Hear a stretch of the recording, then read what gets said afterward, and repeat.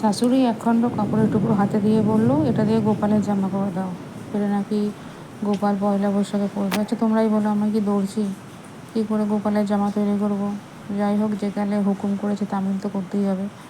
তো ইউটিউবে খানিকটা একটু দেখে নিয়ে আমি একটু আইডিয়া করে নিলাম, আর এখন লেগে পড়েছি কুচিগুলো তৈরি করতে।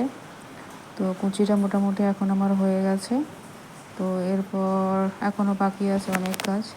তারপরে এখন কুচির উপর দিয়ে যে একটা কাপড় দিতে হয় ওটাই করে নিচ্ছি। তো ওটা এখন করে নিচ্ছি। আর সত্যি বলতে কি অনেকক্ষণ সময় লাগছিল করতে, কারণ খুব ছোট ছোট কাজ, তো ওই জন্য আরও বেশি দেরি হয়। আর এখন আমি কাপড়টা এখন লাগিয়ে নিচ্ছি।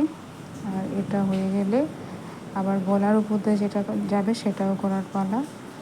তো এখানটা আমি তাড়াতাড়ি করে নিচ্ছি। তো দেখে নাও।